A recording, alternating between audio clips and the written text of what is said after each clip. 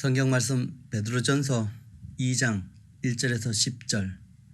베드로전서 2장 1절에서 10절 말씀입니다.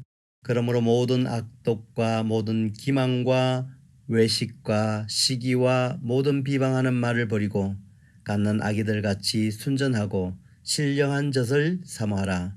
이는 그로 말미암아 너희로 구원에 이르도록 자라게 하려 함이라. 너희가 주의 인자하심을 맛보았으면 그리하라. 사람에게는 버림바가 되었으나 하나님께는 택하심을 입은 보배로운 산돌이신 예수께 나아가 너희도 산돌같이 신령한 집으로 세워지고 예수 그리스도로 말미암아 하나님이 기쁘게 받으실 신령한 제사를 드릴 거룩한 제사장이 될지니라.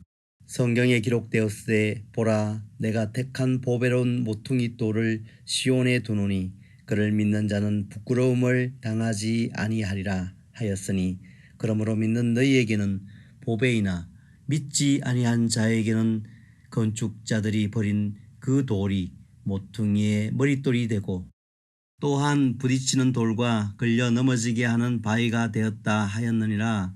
그들이 말씀을 순종하지 아니하므로 넘어지나니 이는 그들을 이렇게 정하신 것이라. 그러나 너희는 택하신 족속이요 왕같은 제사장들이요 거룩한 나라요 그의 소유가 된 백성이니 이는 너희를 어두운 데서 불러내어 그의 기이한 빛에 들어가게 하신 이의 아름다운 덕을 선포하게 하려 하심이라.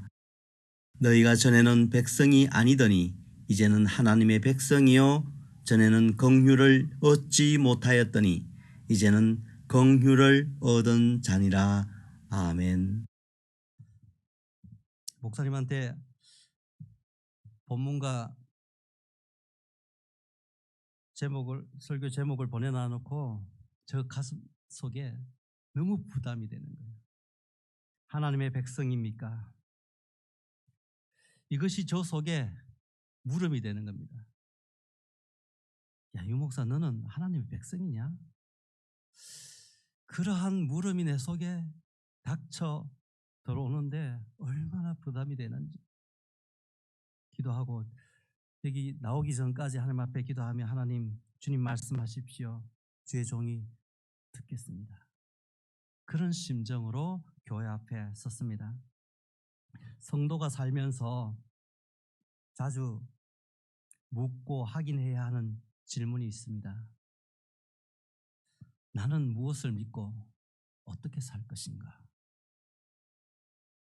이 질문의 답을 얻기 위해서 우선 우리는 어디서부터 시작해야 할까 생각해 봅니다. 저는 이 질문의 답변을 성경에서 찾습니다. 왜냐하면 그 속에 하나님, 믿지 않는 사람들은 그냥 신이라고 그냥 하겠죠. 그 하나님과의 관계를 통해서 그 관계를 맺고 살았던 무수한 사람들의 이야기가 있는 곳이 성경입니다. 특별히 이 서신서는 예수 그리스도를 믿음으로 새로운 언약의 백성이 된 성도들의 삶을 아주 잘 보여주는 그런 말씀입니다. 초대교회 성도들이 그들로부터 세워진 교회 앞에 놓인 수많은 그런 문제들과 또 그 분쟁과 나눔과 그 문제 속에서 사도들의 입을 빌어서 하나님께서 권면하고 도전하며 격려하고 그리고 기도했던 그런 하나님의 말씀이기 때문에 그렇습니다. 그러므로 이 질문 나는 무엇을 믿고 어떻게 살 것인가에 대해 분명한 답을 우리가 서신서들을 통해서 우리가 보게 됩니다. 특별히 오늘 서신서 중에서 베드로전서가 특별한 것은 다른 서신서와 다른 특별한 특징이 있습니다. 다른 어떤 바울 서신이라든가 이런 서신들을 보면은 교회의 어떤 그 서신을 받는 사람들의 문제, 그 교회의 상황, 이런 것들 속에 그것을 답변하고 그를 위해서 기도하고 해결책을 사도들을 통하여서 그렇게 전달했다면은 오늘 베드로전서는 그러한 문제에 집중하지 않습니다. 이 베드로전서는 세상 가운데서 고난을 겪고 사는, 그리고 그 고난을 어떻게 헤쳐가고 이기며 살아갈 것인가 하는 문제를 다루고 있기 때문입니다. 그래서 이 베드로전서는 특별한 서신서 중에서 책입니다. 사람들의 온갖 비방과 또 모욕과 부당한 대우와 경제적인 위협과 심지어 신체적으로 위협을 받으면서 신앙생활해 나가는 사람들을 향해서 이 베드로 사도는 이 글을 지금 보내고 있는 것입니다. 예수님을 믿었는데 축복받고 은혜 받고 내가 이러한 놀라운 기적을 받았다. 보통 우리가 생각하는 그런 간증이잖아요. 심지어 어디에서는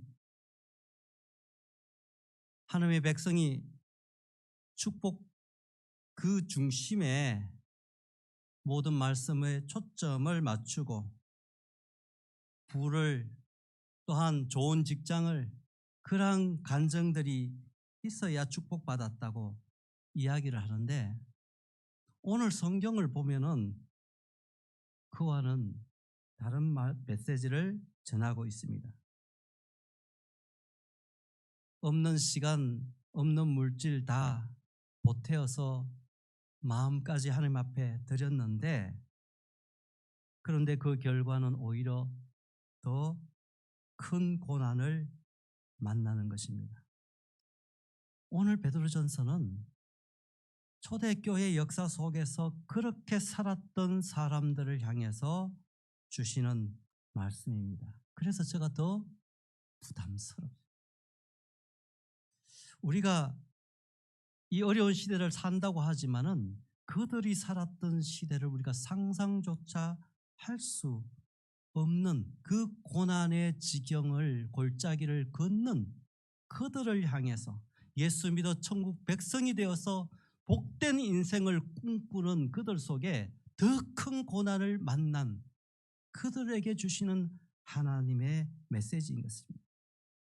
오늘 읽지는 않았지만 1장 1절 2절을 보면 그들은 본도와 갈라디아, 갑바도기아와 아시아와 비두니아에 흩어져 있는 나그네라고 그렇게 이야기합니다.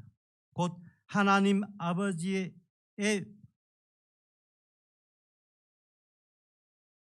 미리 아심을 따라 성령이 거룩하게 하심으로 순종한가 예수 그리스도의 핏부림을 얻기 위하여 택하심을 받은 사람들이라고 그렇게 말씀하고 있는 것입니다.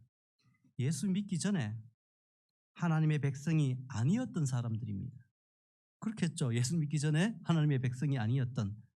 그래서 이 편지를 받은 사람들이 누구인가? 아마 이방인들이 아니었을까? 유대인일 수도 있는데 그렇게 한번 보는 겁니다. 예수 믿기 전에 하나님의 긍휼을 얻지 못한 사람이었습니다. 그런데 지금은 주의 인자하심을 맛본 사람들이라고 말씀하고 있습니다. 인자, 주의 인자하심, 헤세드, 사랑입니다. 하나님께서 죄인들에게 베푸시는 다정함과 자비와 긍휼하심입니다. 다시 말하면 마귀 사단 속에서 붙들려 살았던 사람이, 하나님을 대적하고 살았던 사람이, 죄악 가운데 빠져 죽을 수밖에 없는 영혼이 구원하시기 위해 하나님의 행하시는 모든 종류의 모든 은총을 말하는 그런 말이 인자입니다. 인자하심. 결국 이 말씀의 깊은 속뜻은 주의 인자란 주님과의 관계를 말하는 것입니다. 다윗이 하나님 앞에서 가장 당당하고 힘있게 살 수 있었던 비결은 그의 화려한 이력이 아닙니다. 행적도 아닙니다. 그의 문학적인 아니면 음악적인 그런 능력 때문에 그렇게 하나님 앞에 살았던 것은 아닙니다. 시편 26편 3절에 이렇게 이야기합니다. 주의 인자심이 내 목전에 있나이다. 내가 주의 진리 중에 행하여. 다윗이 붙든 것은 주의 인자하심과 진리입니다. 진리는 확실하고 영원한, 그래서 변치 않는 그런 사실입니다. 진리는 하나님께서 죄인을 구원하신다는 변치 않는 그 약속을 이야기하는 것입니다. 그냥 세상 가는 대로 세상 유행 따라 그렇게 바뀌는 것이 아니에요. 요즘 사람들은 믿다가 이제 별의별 것 다 믿어요. 보면은 어떻게 저런 것을 믿을 수 있을까? 그런 생각이 드는 그런 믿음의 종류들을, 대상들을 제가 발견하게 됩니다. 시대에 따라, 환경에 따라, 문화에 따라 변하는 것은 그건 진리가 아닌 것입니다. 다윗은 하나님의 인자하심과 진리 가운데 그것을 붙들고 그의 인생의 여정을 달려왔던 사람입니다. 오늘 베드로 사도는 묻습니다. 저와 여러분들을 향해 묻습니다. 흩어져 있는 나그네, 하나님의 택정하심은 이번 그들을 향해 물었던 그 물음을 저와 여러분 속에 같이 묻고 도전합니다. 주의 인자하심을 맛보았는가? 만일 한 번이라도 그 주의 인자하심을 맛보았으면 그리 하라. 그런데 오늘 읽은 2장 1절부터 10절을 읽었습니다. 그렇지만은 사실상 1장 13절부터 2장 3절까지의 전체적인 그 맥락 속에서 2장 1절, 2절, 3절은 그 앞에 부분에 붙어 있는 부분입니다. 거기서 3절에 너희가 하나님의 인자하심을 맛보았는가? 라고 묻고 있는데, 오늘 특별히 한 발짝 더 들어가서 우리가 살펴봐야 될 것은 앞에서 했던 질문에 대한 그 답을 우리가 생각해 보기 위함입니다. 오늘 말씀은 예수 그리스도로 인하여 하나님의 백성이 된 성도들의 상태가 어떤지 하는가를 이야기합니다. 오늘 4절부터 10절까지의 그 이야기입니다. 이 말은 예수님으로 인하여 만들어진 새로운 정체성, 새로운 소망, 그것을 이야기하고 있는 것입니다. 이 말씀을 봤을 땐 두 가지입니다. 5절에 이렇게 이야기합니다. 신령한 집으로 세워지고, 그리고 거룩한 백성이 될지니라.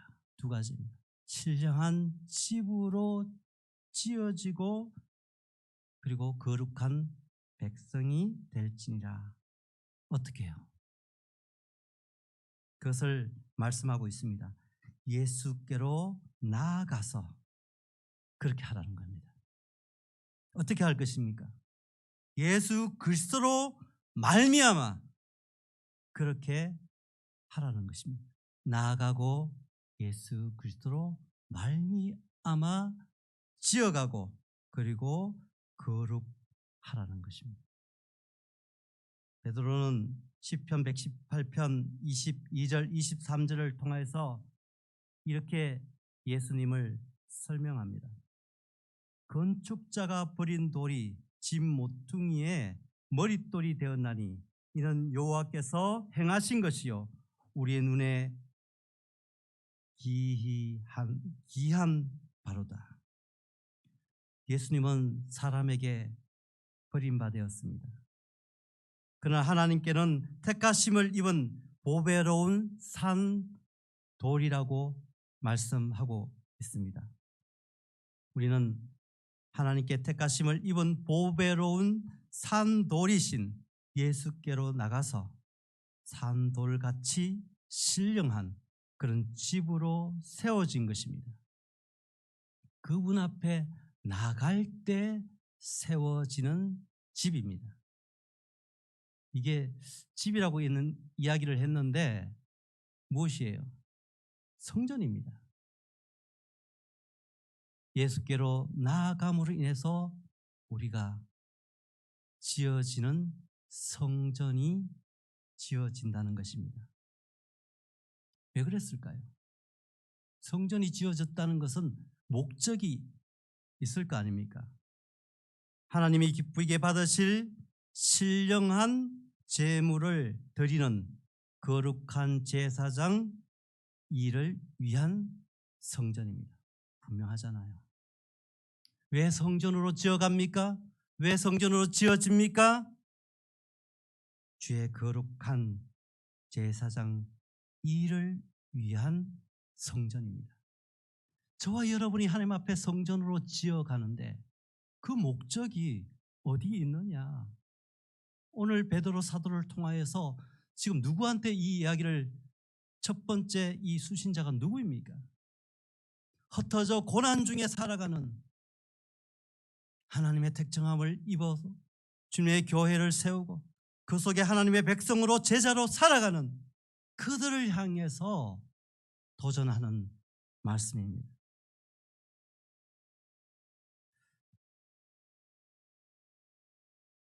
하나님이 기쁘게 받으실 신령한 제물을 드리는 거룩한 제사장 일을 위한 성전.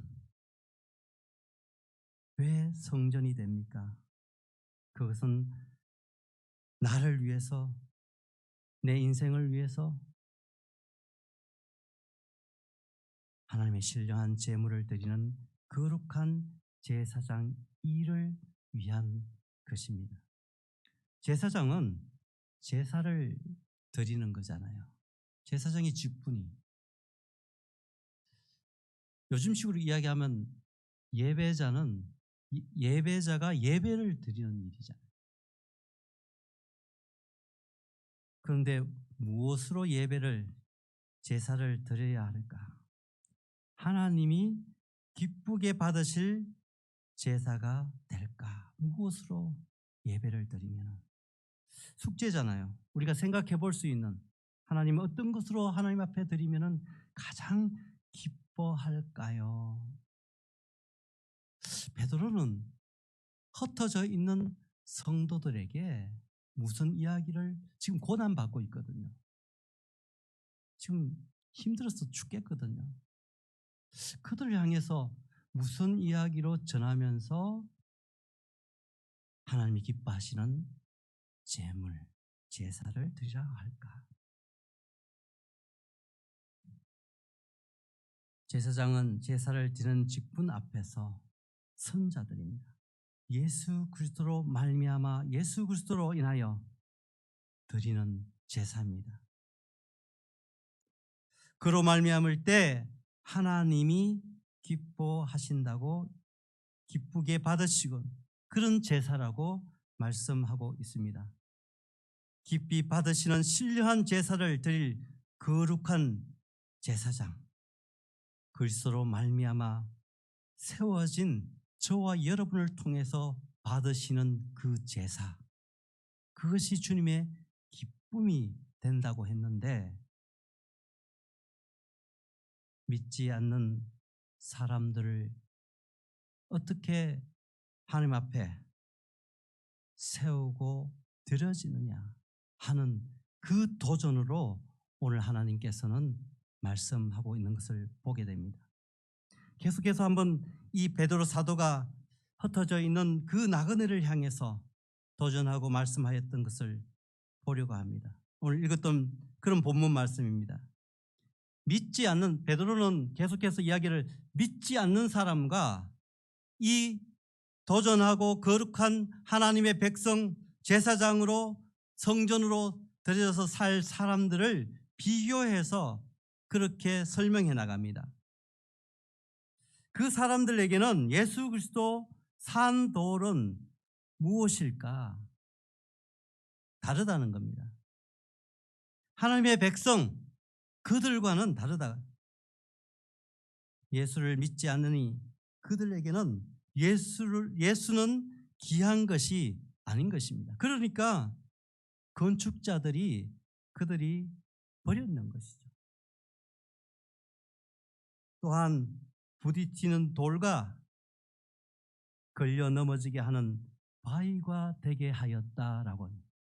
지금 고난받는 그들과 그것을 버린 믿지 않는 받아들이지 않는 그들을 비교하여서 그렇게 지금 말씀하고 있는 것입니다. 믿지 않기 때문에 부딪히고 그것으로 인하여서 넘어지고 그것으로 인하여서 그들의 인생이 멸망하는 그 길로 간다는 것입니다. 왜? 말씀을 순종하지 아니함으로 그렇게 정해 두셨다라고 말씀하고 있습니다. 왜 이렇게 비교하면서 베드로가 그들에게 이야기했을까? 그런 생각을 해봤어요.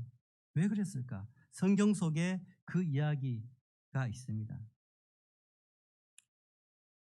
당신들의 선택이 지금 고난받고 어려움 중에 있지만은 그 선택이 결코 실수가 아니고 옳았다는 것입니다.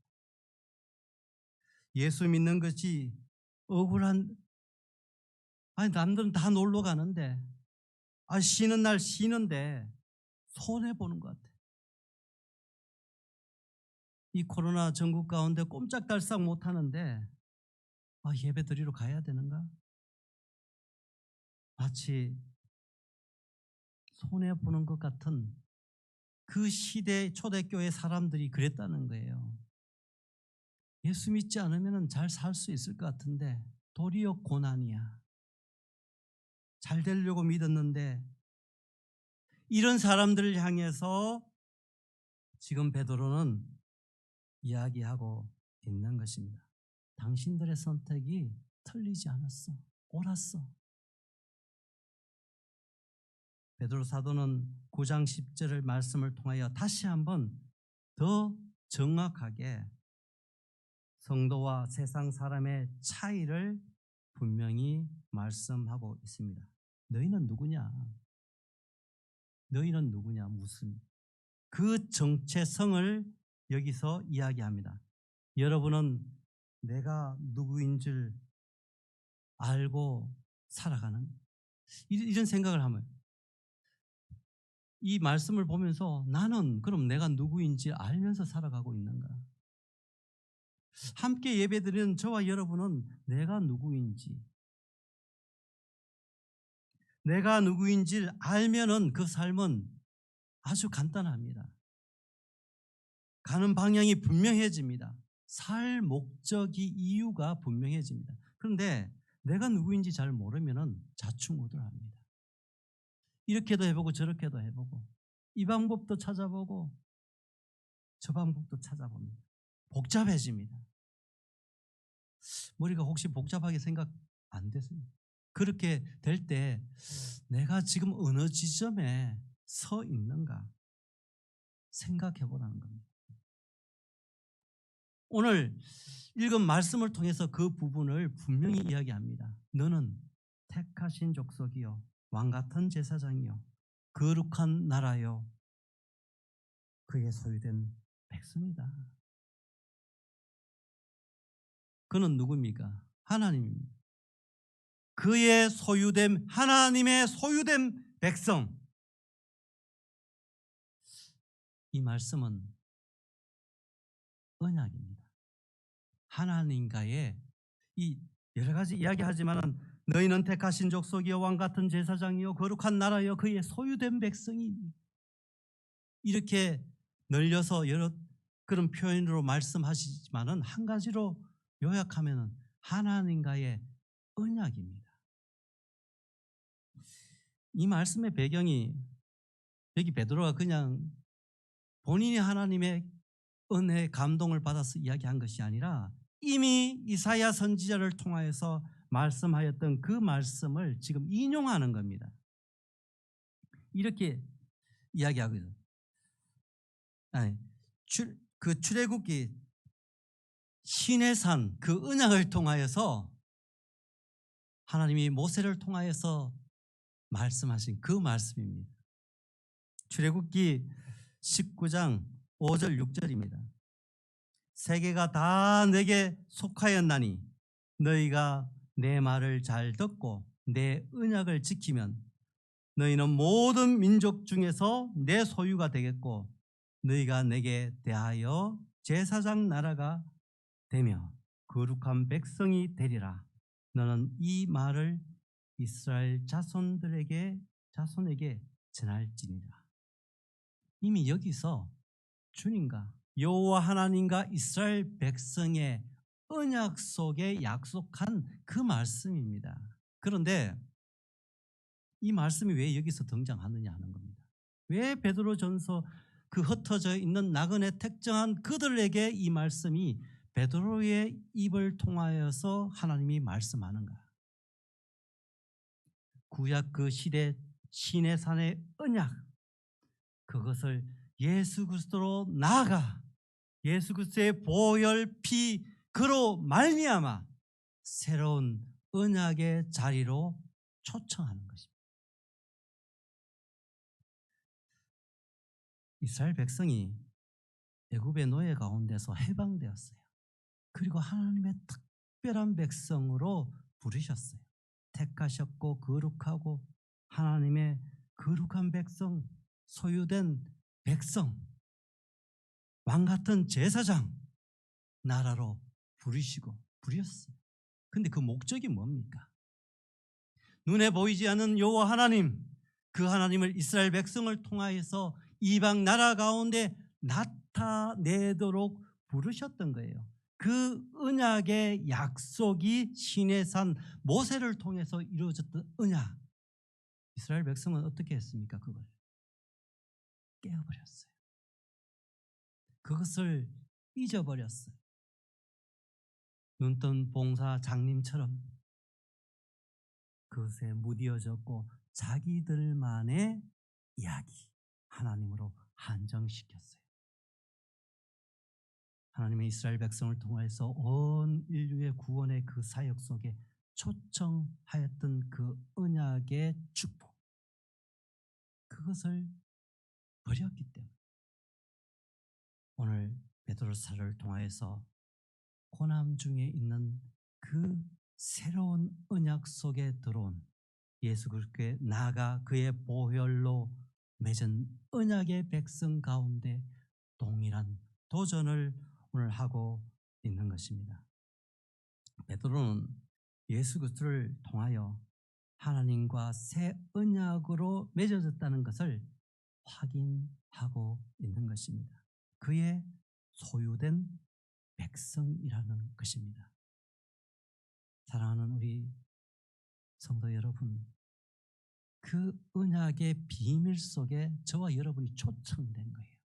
그 비밀의 샘, 그 줄기가 2000년을 흘러 저와 여러분 동방의 작은 그 나라, 아무도 기억하지 못한 세상의 열강 속에서 휘둘려 이리 치고 저리 치었던 그 나라, 그 속에 씨앗이 떨어졌다는 기적이 아닙니까?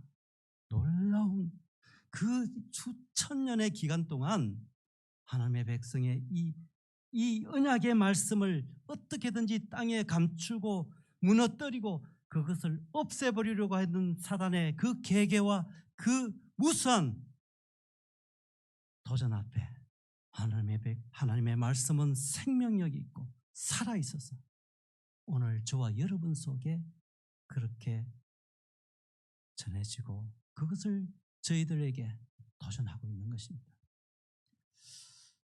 역대 최대의 수출 이익을 냈대요.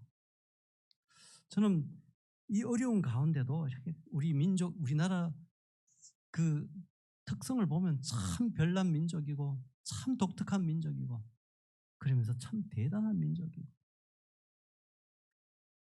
90년대 중반만 해도 저 미국 땅 어디 캐나다 땅 저렇게 그 큰 어떤 전자제품 파는 그 어떤 쉘브 그 뭡니까 그 칸들을 가보면은 삼성 LG 제품은 보이지도 않고 삼성 TV는 저 밑에 한 구석에 있어 구석에 90년대 중반에.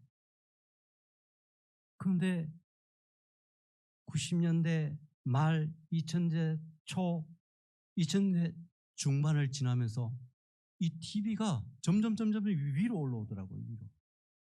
한국 제품들이 소니, 도시바 이런 제품들을 제키고 그 부스 코스트코에 가면 그 들어가면 정면에 이렇게 부스를 꾸며 놓는데 거기에 세워지는 TV 그리고 거리에는 다니는 자동차 그리고 그 한복판에 그 대로에 큰 광고판이 서는 것들이 소니 야구를 보면 그 속에 그런 광고판들이 서서히 고속도로를 지나게 되면은 오가는 그 광고판들이 바뀌기 시작.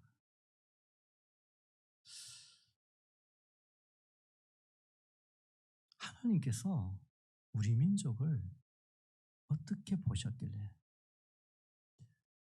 찬란한 문화유산 5,000년의 문화유산을 가지고 있다고 자랑하지만은 사실 세계 열강 그 가운데 죄송합니다. 볼 일 없는 그런 어떻게 보면은 우리끼리 리그 속에서 그렇게 살아갔던 민족입니다. 근데 세계 5강을 얘기해요. 5강. 발음을 잘못하면 이상한데 세계 5강을 얘기한 이 어려운 난국 속에서 말도 많고 탈도 많고 불만도 많지만은 세계가 부러운 우리 딸들이 부러워해. 외국에 사는 우리의 어떤 흩어져 있는 우리 민족 우리 그런 동포들이 부러워해. 그 비밀이 어딜까? 저는 그거 묵상하고 있어요. 아무렇게 해도 설명이 안 돼. 설명이. 예수 그리스도 복음 그를 통한 하나님의 축복 역사하심. 사랑하는 성도 여러분, 어쩌면 새로운 고난 가운데 우리는 다가가고 있는 줄 모릅니다. 2000년 전 디아스포라로 흩어져 살았던 그들을 향해 도전하였던 베드로의 그 음성이 오늘 여러분과 저와 오늘 함께 헌신 예배로 드리는 우리 여전도의 회원들 속에 다시 한번 우리 속에 고동치듯 마음을 두드리고 있지 않는가. 그렇게 이 말씀을 대하게 됩니다. 참 부담이 돼요. 하나님의 백성입니까? 니는 할 말이 없어. 할 말이. 내가 하나님 앞에 서서 하나님의 백성이니까 온전히 로 그렇습니다. 오늘 이 밤에 그들의 당한 고난은 우리와 비교할 바가 안 된 그 고난 속에도 하늘의 별들처럼 무수한 하나님의 교회로 성전으로 거룩한 산 제물로 드려졌던 그들처럼 하나님 앞에 산 제물로 드려지는 저와 여러분이 되시기를 주님의 이름으로 축원합니다. 기도하겠습니다. 하나님 아버지 감사합니다. 부족한 종입니다. 어둔하고 지혜가 부족하여서 하나님 앞에 무릎 꿇을 수밖에 없습니다. 이 시간 여전도의 헌신 예배로 드리는 이 시간 속에 하나님의 말씀은 드러내게 하여 주시고 하나님의 역사를 일으키는 씨앗이 될 수 있도록 좀 축복해 주시옵소서. 예수님 이름으로 기도합니다. 아멘.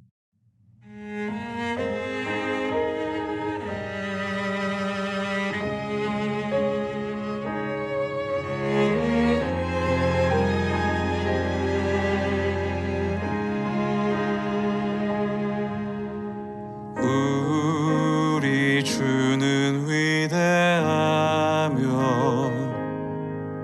능력이 많으시도다. 그의 지혜 무궁하며 인자는 영원하도다. 상한 자들 고치시며 상처를 싸매시도다. 별들의 수를 세시며 이름을 붙이셨도다.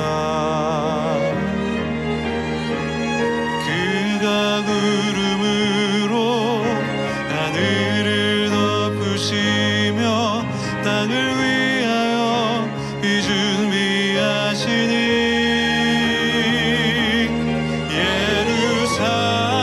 예루살렘아 여호와를 찬송할지어다. 내 하나님을 감사함으로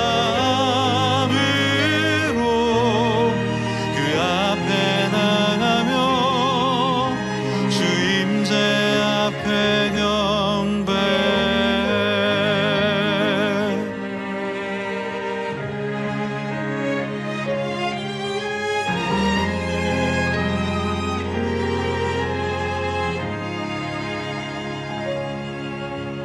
상한 자들 고치시며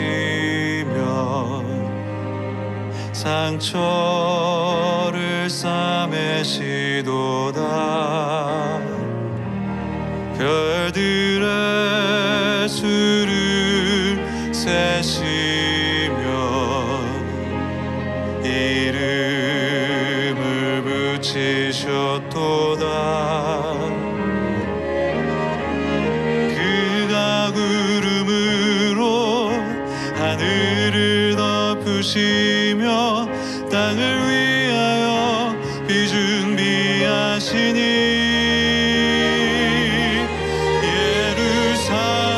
예루살렘아 여호와를 찬송할지어다. 내 하나님을 감사함으로 그 앞에 나가며 주 임재 앞에 경배.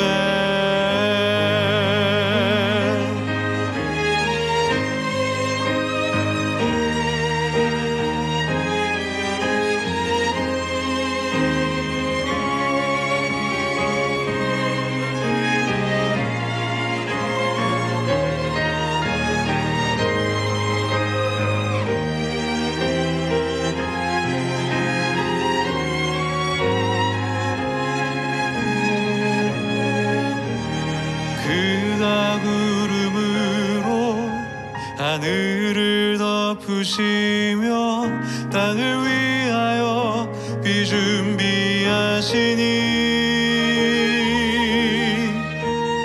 그가 구름으로 하늘을 덮으시며 땅을 위하여 비 준비하시니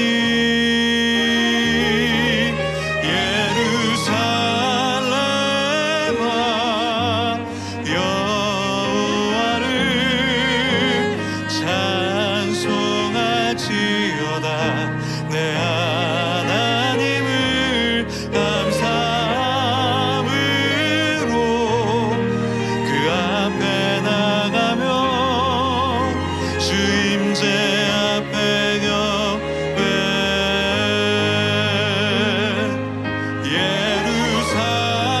예루살렘아 여호와를 찬송할지어다 내 하나님을 감사함으로 그 앞에 나가며 주임제 앞에 경배